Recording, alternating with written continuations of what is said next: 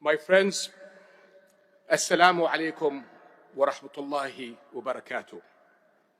This is how Muslims and Arabs greet others, with a wish for the other to be blessed with peace and the mercy of God.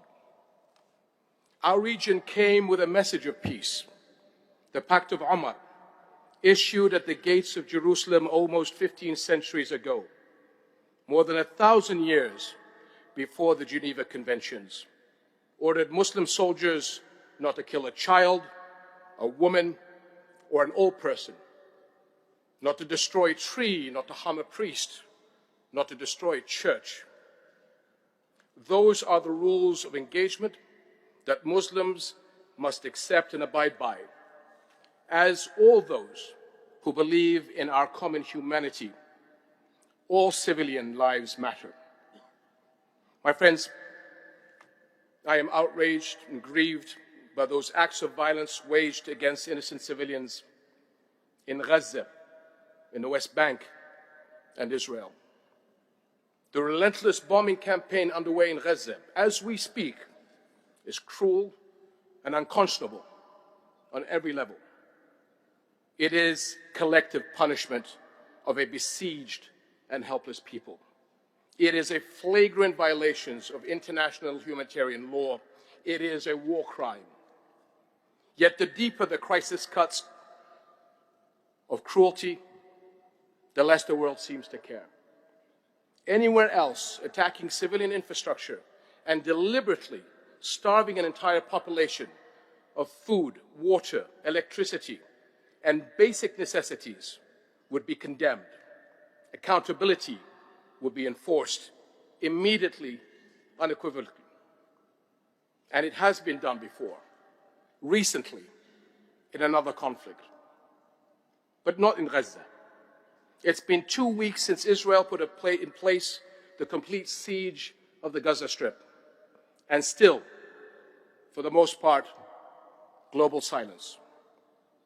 Yet the message the Arab world is hearing is loud and clear. Palestinians' lives matter less than Israeli ones. Our lives matter less than other lives. The application of international law is optional, and human rights have boundaries. They stop at borders, they stop at races, and they stop at religions. That is a very, very dangerous message, as the consequences of continued international apathy and inaction will be catastrophic on us all. My friends, we cannot let raw emotions dictate the moment. Our priorities today are clear and urgent. First, an immediate end to the war in Gaza, the protection of civilians, and the adoption of a unified position that indiscriminately condemns the targeting of all civilians in line with our shared values and international law, which loses all value if it is implemented selectively. Second, the sustained and uninterrupted delivery of humanitarian aid, fuel, food, and medicines to the Gaza Strip. Third, the unequivocal rejection of the forced displacement or internal displacement of the Palestinians. This is a war crime according to international law and a red line for all of us. This conflict, my friends, did not start 2 weeks ago, and it will not stop if we continue down this blood-soaked path.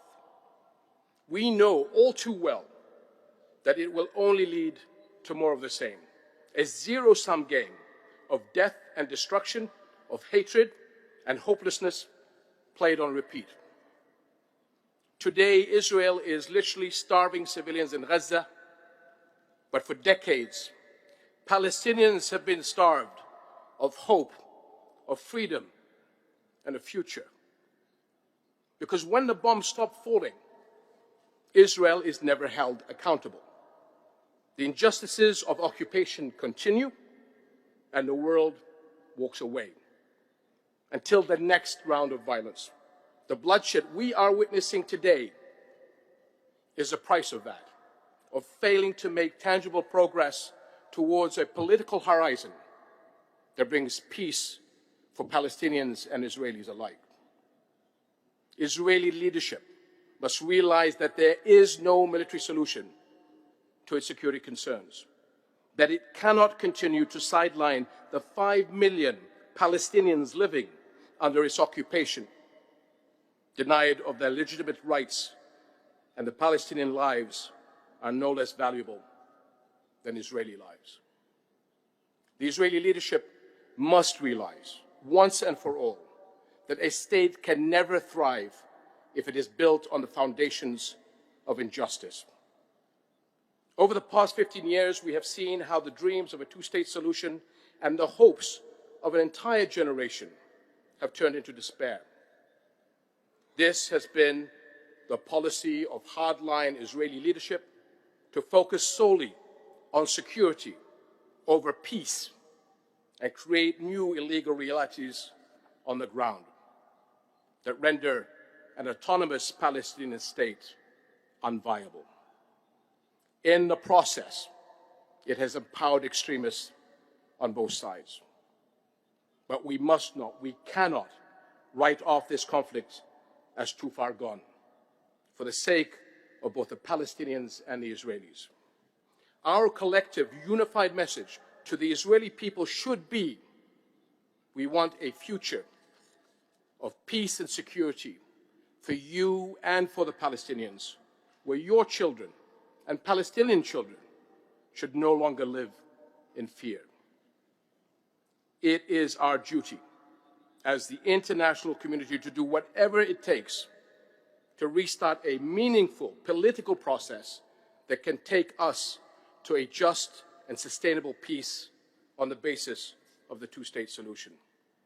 The only path to a safe and secure future for the people of the Middle East and the entire world, for the Jewish people, for Christians, for Muslims alike, starts with the belief that every human life is of equal value, and it ends with two states, Palestine and Israel, sharing land and peace from the river to the sea. The time to act is now. Thank you. Shukran lakum jami'an. Wassalamu alaikum wa rahmatullahi.